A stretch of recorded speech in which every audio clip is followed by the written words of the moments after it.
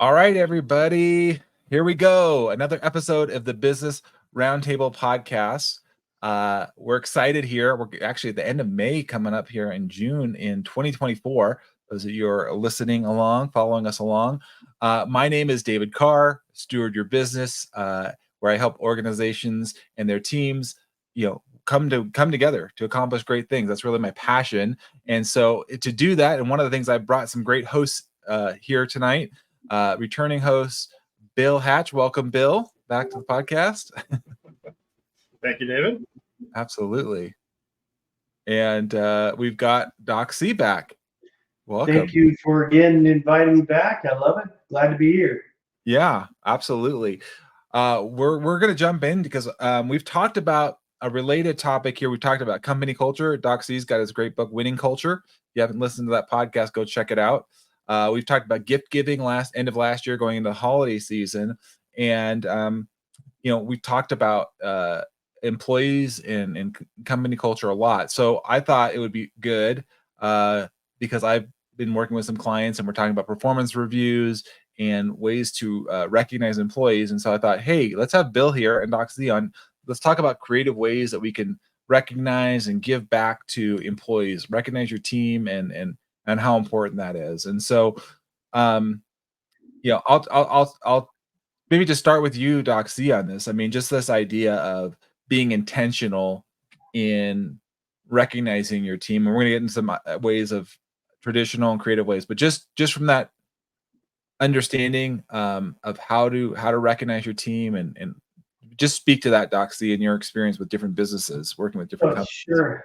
I mean, there's several ways of actually doing it. One's, of course, monetarily. I mean, you can actually motivate people through the dollar. I mean, the other is giving them equity positions in the company. And as we talked earlier, before we even got on here, is what I'm seeing now is even in the private sector is contracts for not just upper management, but employees as well.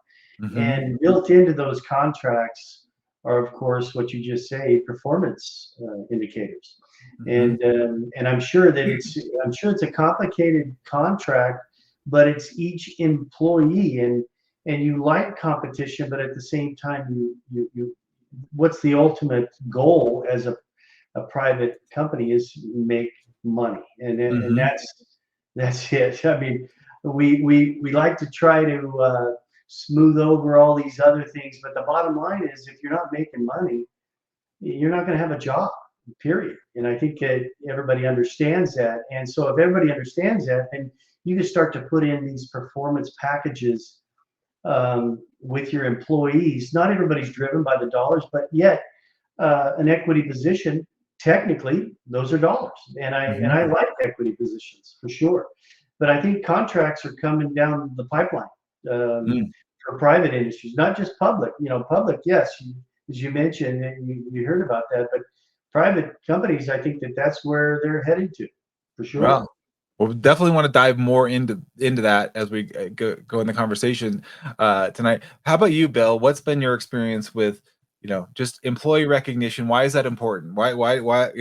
I seem self-explanatory, but sometimes it's not there in businesses. Well, right. Well, it's important because it helps drive performance, specific performance. That is, it's we're so many of us are familiar with the way that sports contracts get done. So and so on such and such football team, like Chris Jones on the Kansas City Chiefs, gets a bonus because he sacks the quarterback so many times. And I remember seeing the celebration on the field when he hit that number. It was pretty funny, but and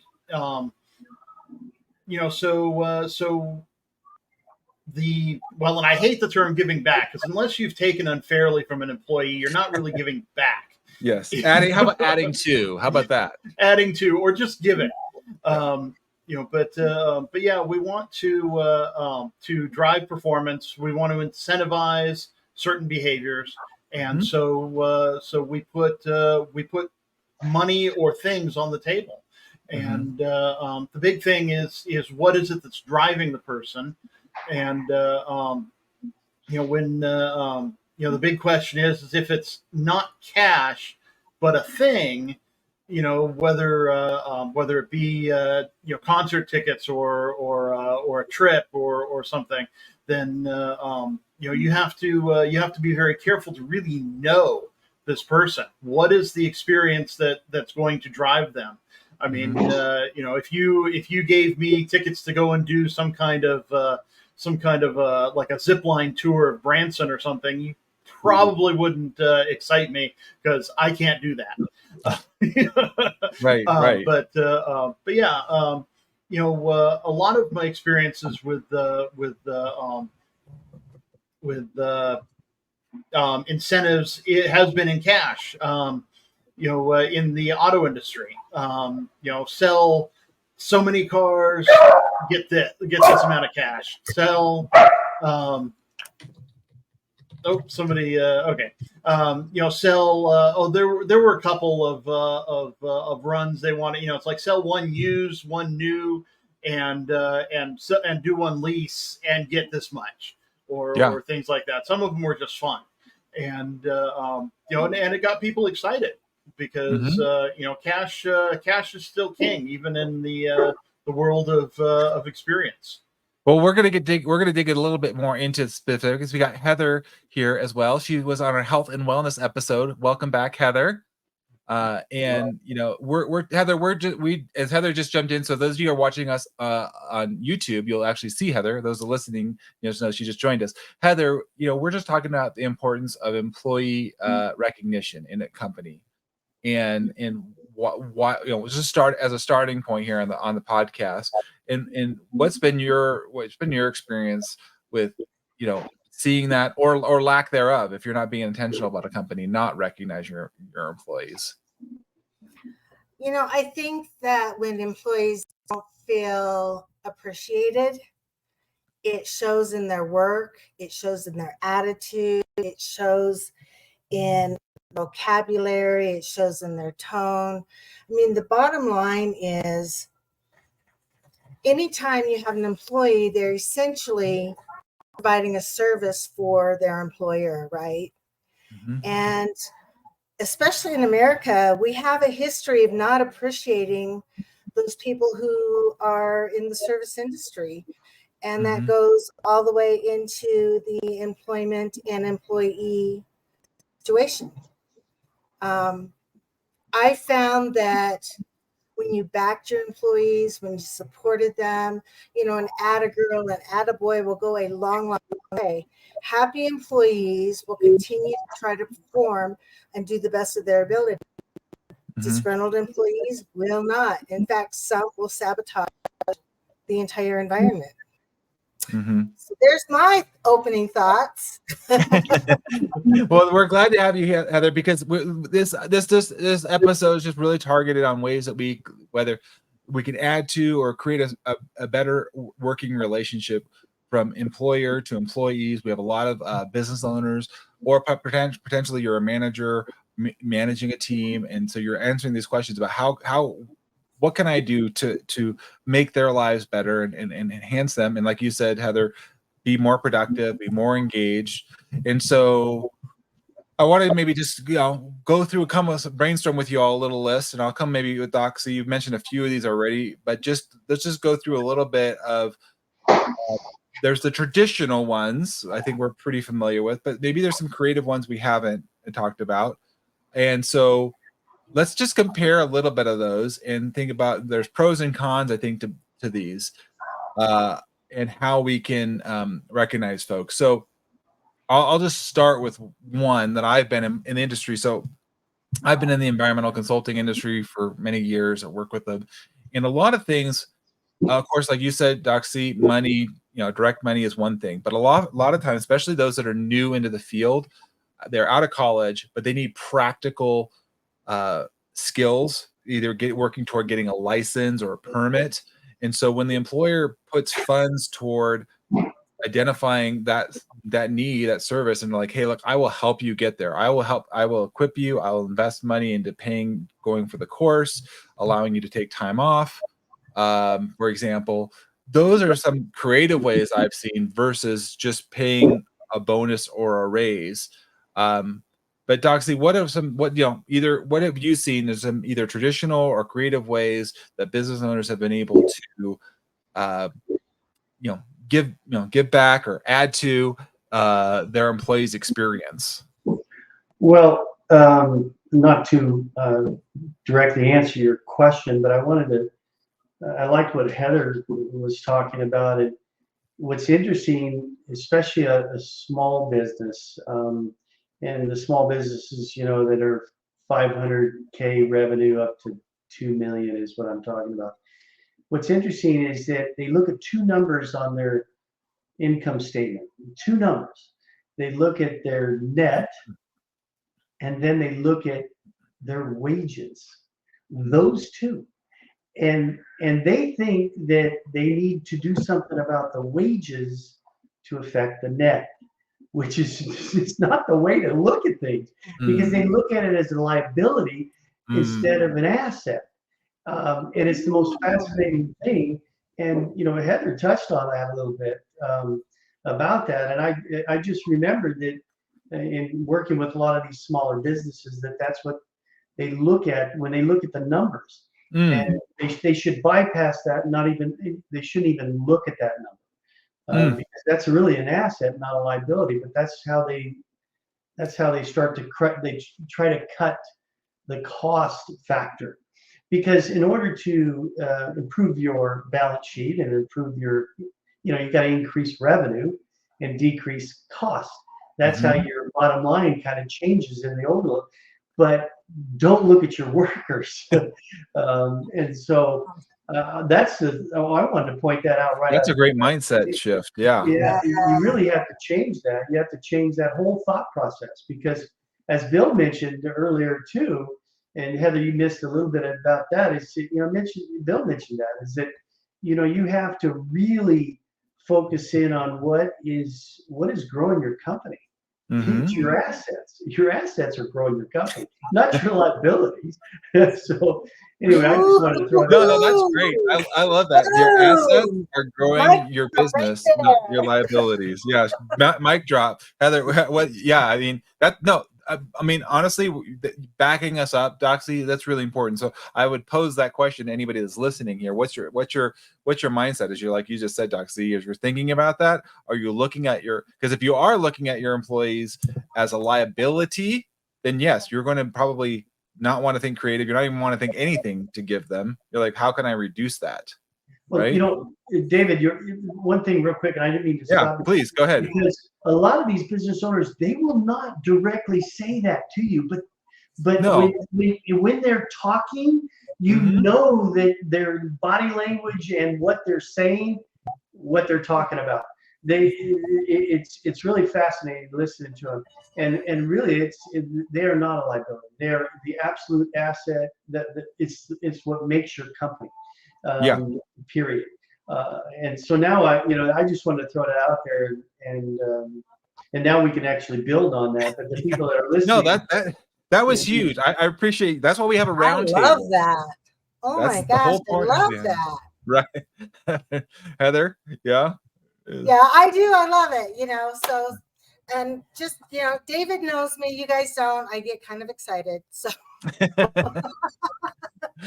Yeah, Heather's got so much energy. She was on our health and wellness episode with Stacy. We talked about, and this is related about how do we help our employees be healthy physically, mentally, emotionally. We're creating a great space for them. And Doxy, to your point, if you're not saying it, but you believe, if you're like you said, you have that mindset, I'm sure your employees feel it somehow, some way. Yeah. It's no question, it's coming through.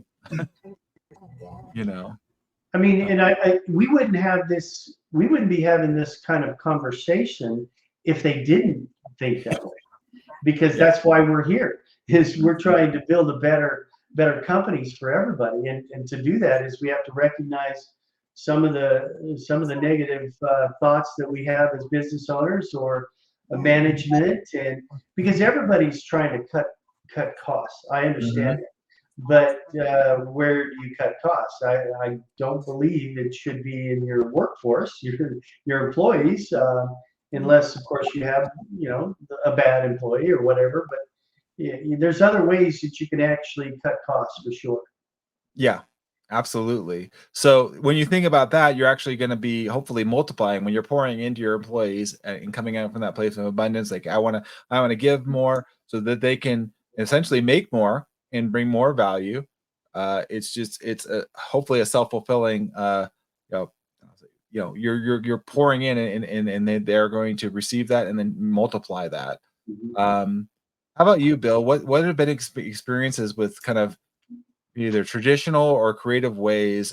You mentioned a little bit earlier, like maybe creative in there's good creative and maybe creative that having you go on that zip line, maybe that wasn't the creative that we were looking for. Okay, yeah, I get that now. But to Doc's point, one of the things I've had people do in the past is to think about the employees not just like assets, but specifically like customers, like a form of customer. And you want them to do a specific action and perform for the company. And you wouldn't yell at a customer. At least I assume you wouldn't. I've only seen that once, and that was an experience. But and so why would you be yelling at an employee? Why would you come down hard on an employee? Treat them like they're going to be bringing you money, because that's what they're doing. Yes. So they are bringing you cash on a platter, and you need to treat them that way. I also had a note about that you need to be careful about fairly compensating the employees and not having these bonuses or incentives be part of the salary.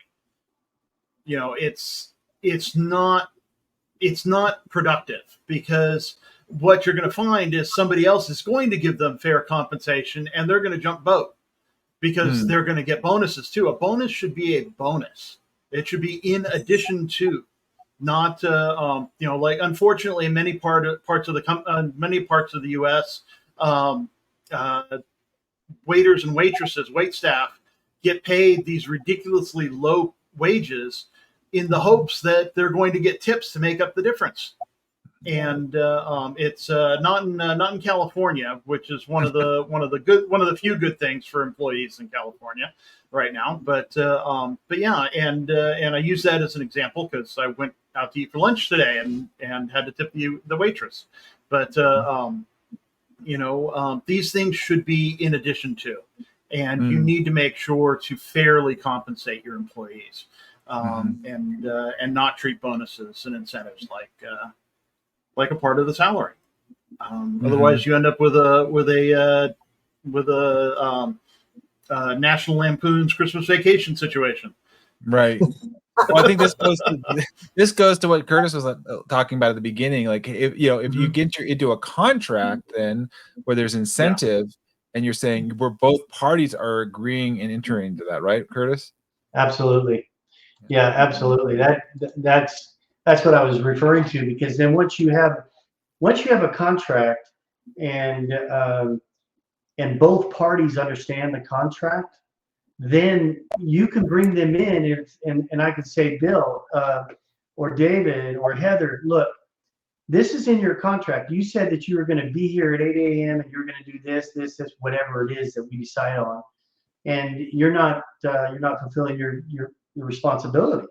Then you could actually go to plan B or plan C. But at least if they have a contract, you have a performance as an employee, and I'm going to get paid an X amount of dollars, and my contract is for 5 years. So, after 5 years, I'm going to have another contract, or whatever. And I think that's where things are headed. Like I said, Heather, you missed when I was talking earlier, but what I'm seeing, a lot of these private businesses are putting together contracts for their employees, not just their upper management. Mm-hmm. And it's kind of new. It's a new thing that I haven't seen, but I like it. I like it's because now if I'm an employee, I have a contract, and I have a contract to work with this company for 5 years, and I'm going to work my tail off to get another 5-year extension, or whatever. Yeah. What So I go ahead, Heather. I should say, the other thing I love about that is if you've got a contract, your expectations, your responsibilities are probably well defined and outlined. So you're getting paid for delivery of what you say you're going to do, not necessarily a minute by minute time clock issue, right? You're getting paid for the value that you bring in. If you happen to be a fast worker and you deliver sooner than others, lucky you, right? If you come across problems and it takes you extra time, the bottom line is you've agreed to do X and you're going to do X, just like you said, because there's even without bonuses, there's that incentive that you're going to have another contract. You're going to continue that job. I'm fortunate I've seen that because my dad's been taking contract after contract for many years. But I think the other thing too is simply that we're in a whole new age. I mean, things have changed drastically. COVID didn't just rock our wellness field. It rocked the entire world. I mean, it literally has changed the entire trajectory of everything, and business is a great example of that, right? Yeah. I believe that when people are paid for the value they bring, they provide more value and they feel more valuable themselves. Yes, right. And I think that it's highly important to have their back as an employee. The adage that the customer's always right, I've never agreed with that. I think that's ridiculous. The customer is not always right. And when we cow down and bow down to bad customers and we hurt our employees in the process, even if they're on a contract level, they're not going to even want another contract with us. Right? I mean, it's one thing to have constructive and productive conversation around goals and performance. It's another thing to throw them under the bus every time someone's unhappy. Right? Yeah. I mean, good point. The bottom line is they need to know, like you said, Dr. C, is that they need to know that they are valued. And we don't see them as a cost, but rather we see them as an asset who's helping bring income not only to your business, but to the betterment of their world, right? Right. Does that make sense? Oh yeah, no, Heather, absolutely. So I'm gonna throw it back to Bill for a sec here, Bill. So contract or not, right? So we hear some funny contracts. I don't know, you guys have heard funny contracts in the past about musicians or something. They want to have certain colored M&Ms, or they want to have certain things. Air conditioning set at 65 degrees. I want to have a limo at this. Right? Okay, these are all the things this is the things that they want, right? That they feel like.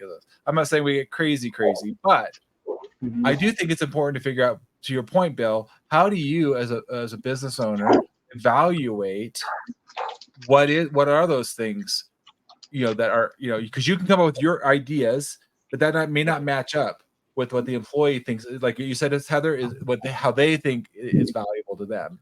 You're like, hey, golfing would be awesome. I would love golfing. And the person says, I don't own golf clubs, but golfing is amazing. I'll give you a membership. Like, how do you evaluate that, Bill? What's a practical thing that you can do to evaluate? I can't wait to hear we've talked before about really getting to know your employees. And in 10,000 employee ventures, maybe that's not as practical for the person at the top to meet and know all 10,000 employees, but somebody knows that employee. Yep. And we need to use that information. I mean, it's just data capture. Finding out, this person has golf clubs and likes to golf, or this person has bad knees and can't zip line. We need to learn who these people are, because and it goes to all the other stuff, in the contracts that might show up in a contract, as far as this person doesn't do well in a warm environment and needs that AC down to 65 in their office. So we definitely adjust the environmental controls to accommodate that person. But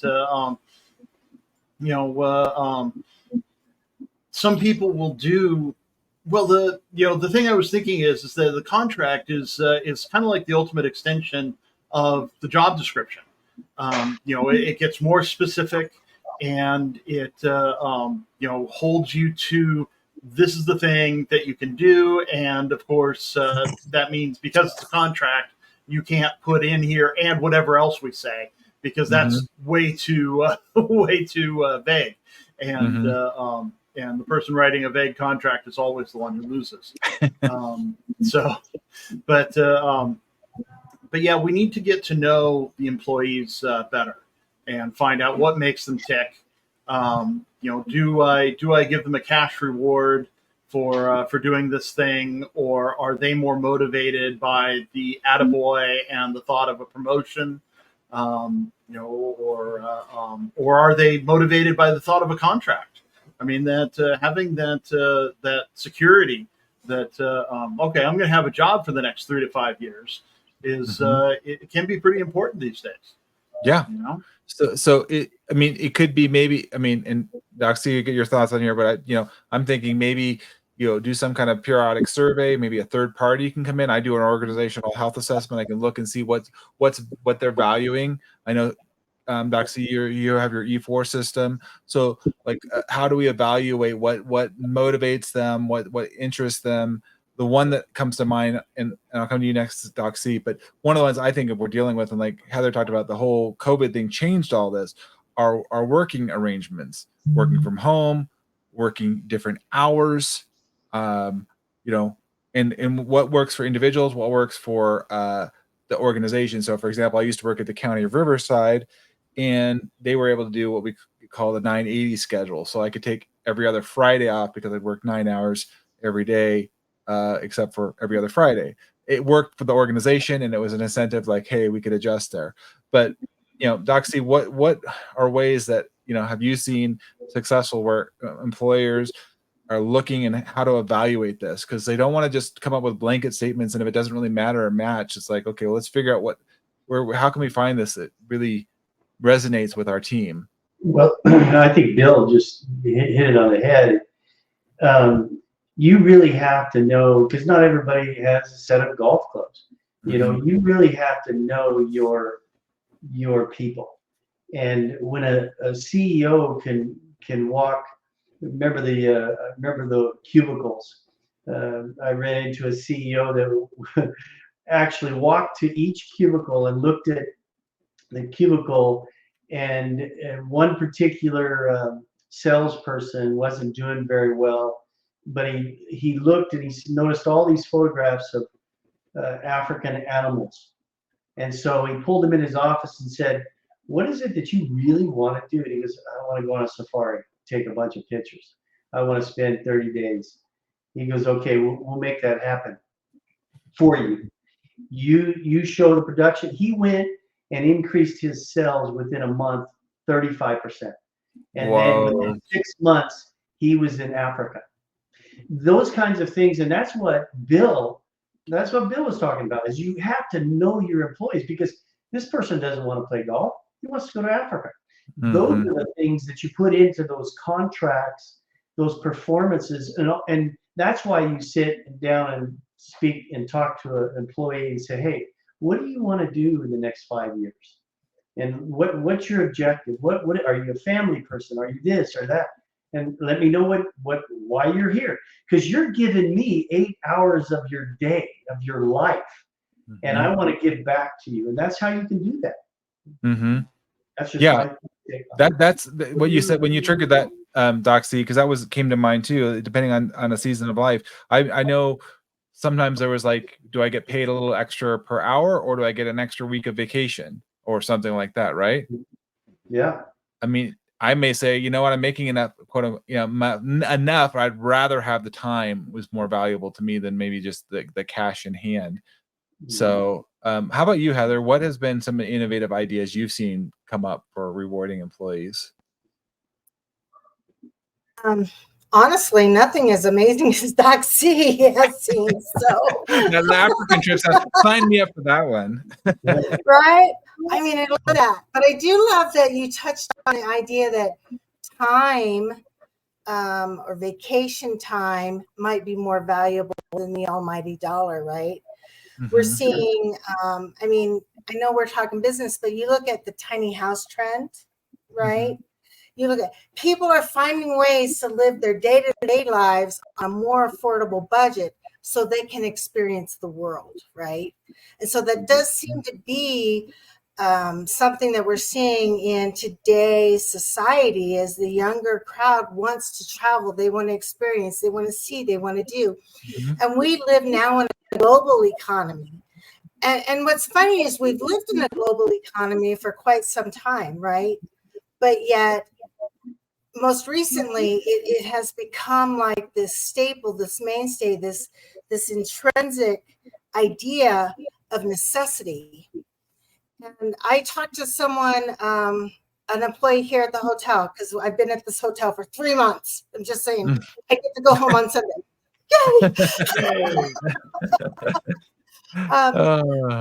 You know, they talked about none of their family lives in the same state anymore, and I'm in the same boat. Mm-hmm. And they work for a living, but they don't want to live to work. Mm-hmm. Right? They want to be able to go and see those family members. Mm-hmm. For instance, I have family in Washington, I have family in Wyoming, I have family in Florida, and I have family in Reno, in Nevada. Okay. So who do you see? Right. And then we have people telling us, do you know European countries have blah, blah, blah, blah, blah, blah, blah. You know, they're seeing that life can be better. I mean, I've got two, a nephew and a niece who are leaving the country to work because of the time that those companies are going to allow them to have in addition to their regular income. So I think that time thing is a really big deal. And I too, with Dr. C and what he said is like, you know, golfing, I like golfing. I'm terrible. I don't own my own golf clubs. You want to go golfing? Sure. Why not? As long as you're not going to judge me. Right. Right. But guess what I like? Being the extrovert that I am, guess what I like? Team sports. Oh, there you go. There you go. Right? Let's go do karaoke. Let's let's rock out to this song. Let's take a break. You know, let's do this. Let's whatever it might be. And I'm a swimmer, but the individual sport I love is swimming. No one is going to want to go, hey, let's throw on our suits and go swimming, right? And so that knowing people and understanding what they actually value is important. Not only does it demonstrate to the employee that you are concerned about what it is that they like, you're interested in who they are, but you know, there's a reason we're business people. There's a reason we're where we're at in our companies. It's because we've done the grind. We want something different, and we know what it's like to be devalued. We know it's like to drag our foot in the safety zone, right? Yep. And so if we are able to do these things, do we not want to help others achieve the same thing if they so desire? Yeah, I mean, absolutely. What it's all about, helping one another, lifting one another up, not just, you know, I win and you lose, not even a win-win. The way I see it is should be a win-win-win. Okay, that means you win, I win, and together we also both, right? Yes. We win. How do we So- and how do we do that? Yeah, that's no, Right. Heather, that's so great, and that's why we have this Business Roundtable podcast, so that anyone that's listening here, reach out to Heather, Bill, Doc C, myself. We're here to help you. We're bringing value. We're giving first because we know that's just the way we live our lives. Is we want the best for those that are listening and engaging with us, and have a conversation. We'll come with you. We've got decades and decades of experience between all of us on this call here. And I agree with you. It's really important to listen to what's where they're at and look at the investment. These could be small things. I mean, sometimes we'd have like a monthly meeting at the company. Some people will be online, some people on remote or in person, and we would buy lunch. I mean, it would be like $10, whatever, maybe $20 a person. They're all there, right? That, like you said, Doxy, it's an investment. It's not, it's not a liability. You're investing them. You're bringing that team together, especially in today's world, where a lot of people are remote. You have to be much more intentional about how you bring your team together and do it in a way that they appreciate. So I know that we had to lose Doxy, so thanks, Doxy, for jumping on tonight. But and Heather, I thought the other thing I was thinking about, because we talked about health and wellness before. And a healthy employee is going to be a much more productive one. So investing in potentially, if you can do it, and if there's an interest in their drive for like a gym membership, or possibly maybe if you're depending on if where your company is, right? Do you have space to have like maybe a little mini gym or something that they can come in and do a little workout or something or whatnot? Think creatively. It may not be for everybody, right? Absolutely. And it shouldn't be just about physical health either. You have to worry about people's mental and emotional health. Yeah, absolutely. Right. I mean, will you allow somebody to take 20, 30 minutes out of their day in the middle of the day, possibly to do meditation or some quiet time or walking, that they need to just reset, right? Well, or maybe get a service like what is it? Oh shoot, hold on, I know it.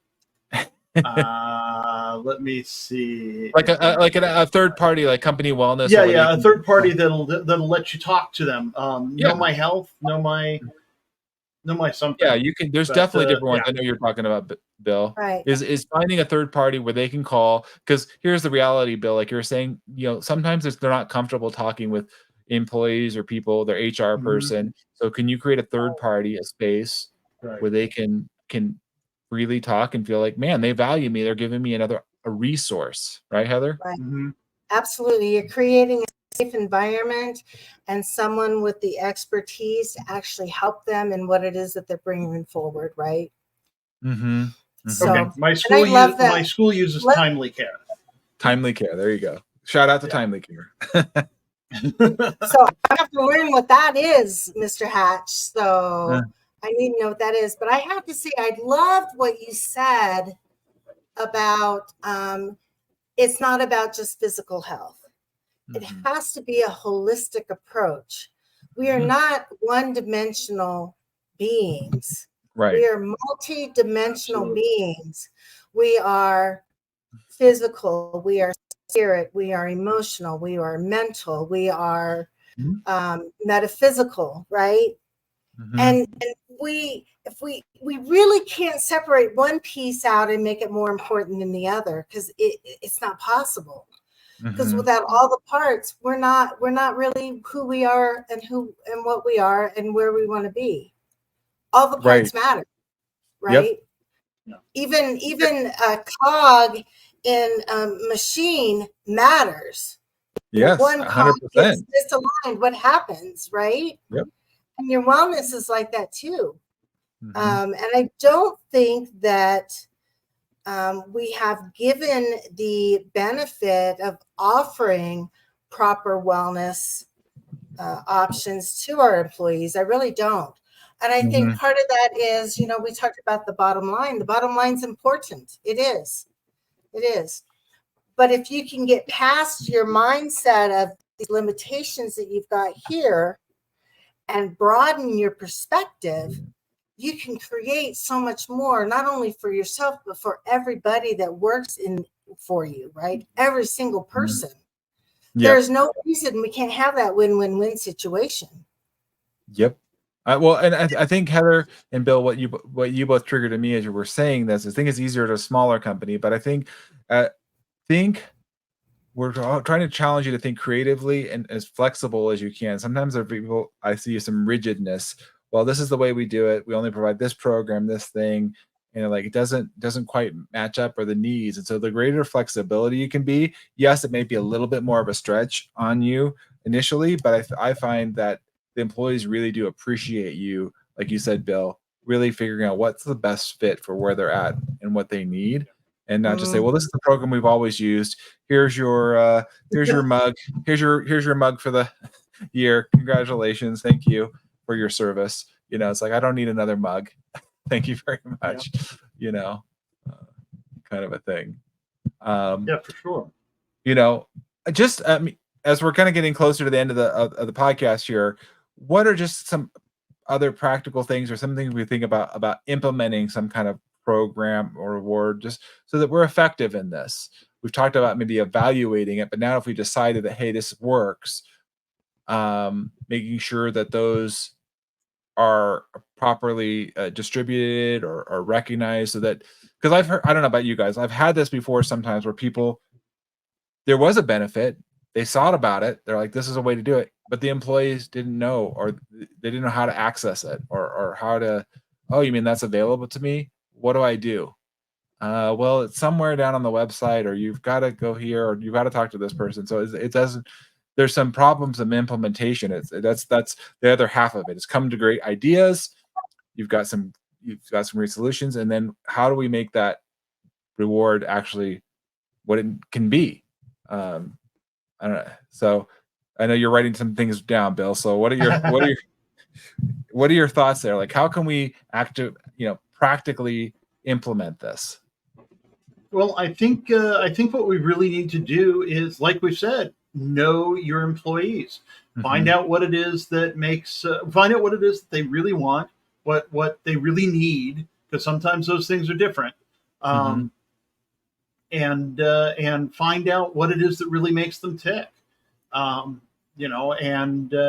approach them based on those criteria. And also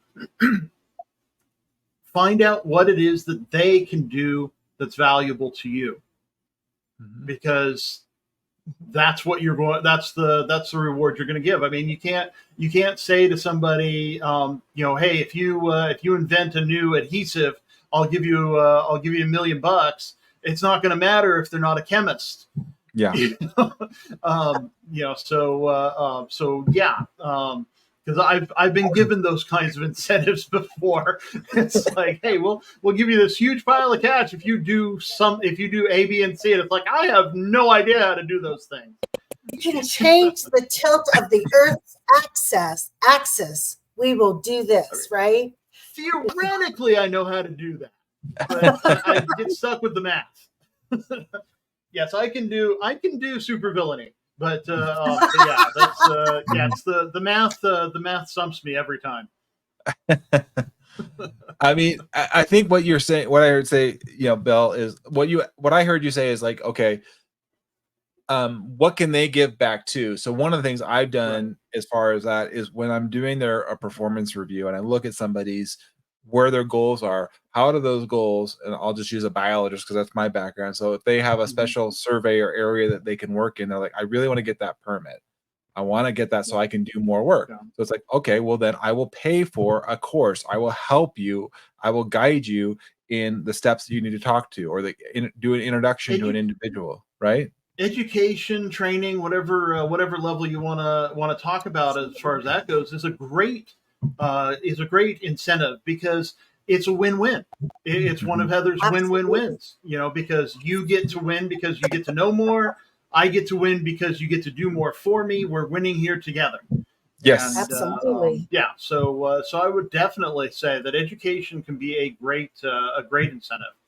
I think what I've seen, Bill, along those lines, education or anything. So I'll use like education or professional development as an example of implementing reward. What I found was, it just takes somebody that has, and Heather knows this, in the power analogy, we've had Mo on here before about power analogy. I would say it may take somebody that what I'd call as a calculator, somebody that's very good about systems and processes and says, hey, you want this to happen? Let me get all the steps in line so nothing gets dropped. So find somebody on your team that can help you in the 5 voices language. Is somebody like a guardian, but to have somebody can help you. Because what I found is sometimes the people that are creative and come up with these solutions and amazing ideas, they need somebody to help to be an implementer and put this in place. And it may not be the same person.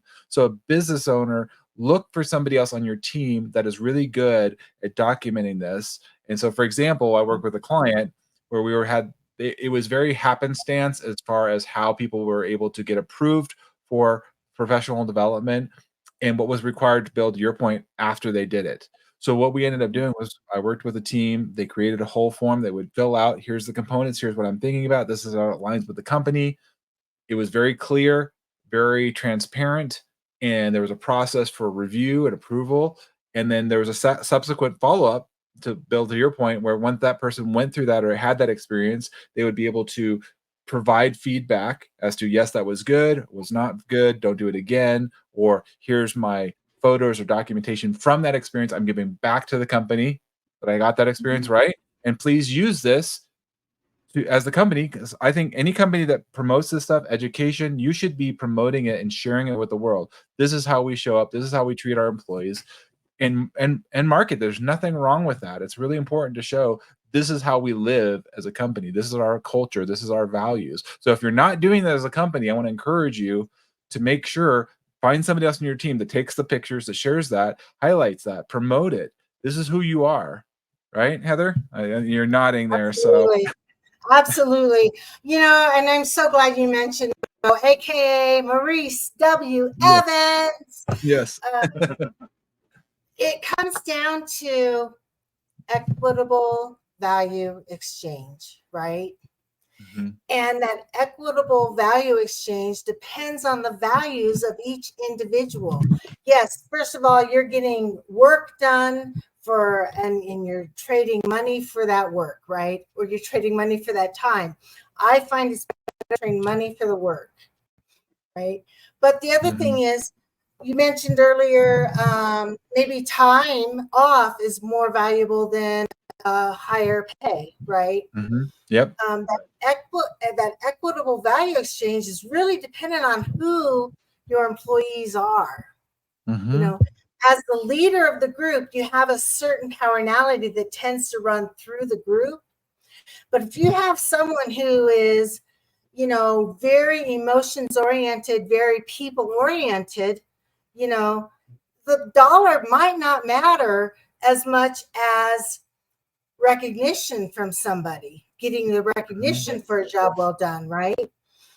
So, and I think that's important. Bill, you mentioned that it's important, even if you can't know everybody, someone on your team should know that somebody, right? And we should be tapping into what helps them tick, what helps them drive, what makes me drive. For instance, you mentioned calculator, David. Well, as you know, I am very definitely not a calculator. Yes. I am one of those, I'm the big picture girl. I have these wild visions and dreams and amazing thoughts and stuff, but I am not your nitty gritty detail person. I need someone like a calculator on my team because that is not my forte. Can I do it? Painfully, yes. But if I have the right team in place, we can feed off of each other and allow their superpowers to come into play. And again, it brings us to that win-win-win situation. Yep. And that's all I got to say about that. That's a good spot. We're going to do final thoughts here. I mean, really, that's what we want to be. We want that win-win-win. We want to create what I heard you both talk about is a good work-life balance, having mental health, not just physical support, right? We're creating this holistic approach as a company now, and this takes intentionality. It's not accidental. It just doesn't happen. As soon as you add an employee into your organization, it changes, and you add another one, and it changes again, and it changes again as you grow. So it never is not static. It is not static. So this idea, and I hope we talked earlier. I really like that mindset approach. That's my key takeaway. As I heard Doc C, I know he's not here, but really the mindset is that your employees are an asset. Look at them as an asset. Invest in an asset. Nurture them, and find, like you said, Bill, too, get to know them. What makes them tick? That was the other thing that for me I heard loud and clear as you shared. But Bill, final thoughts, and I'll come to Heather, and we'll wrap it up for the night. But on this topic, wow, just the golden rule.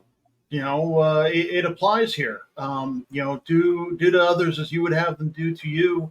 Treat others, like you would have them treat you. If you would want to be treated as an individual and not just a number, then treat your employees like individuals and not just numbers. And it once again goes right back to get to know them. Start at the when you're adding them. Start at the very beginning. During the interview, find out, just have them write out what makes you tick.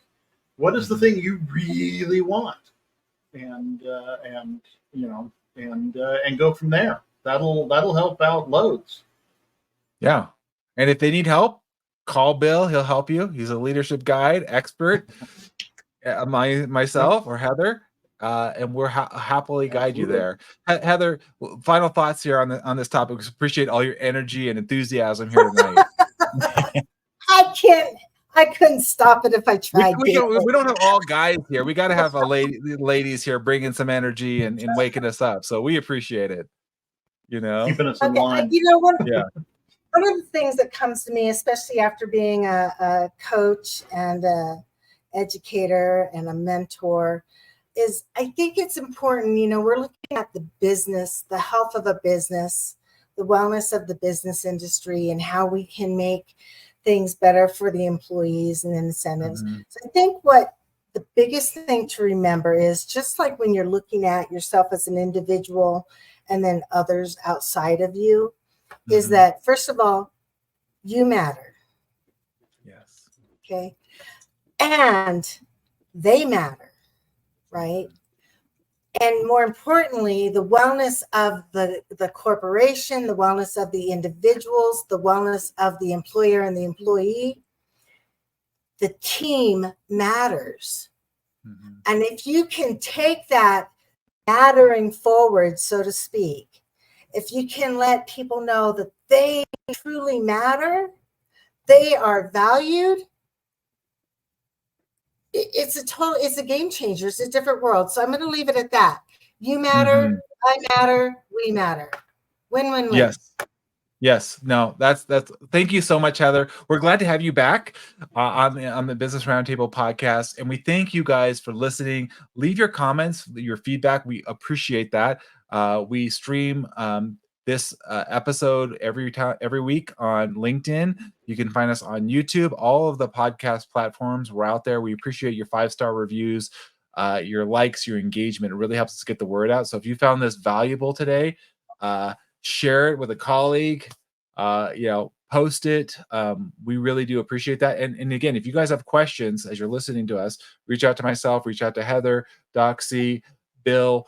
We will come back with other great episodes. If you have something you haven't heard yet and you want to know more about it, send it in. We would love to have you as a guest speaker as well. So we invite different folks coming onto the roundtable.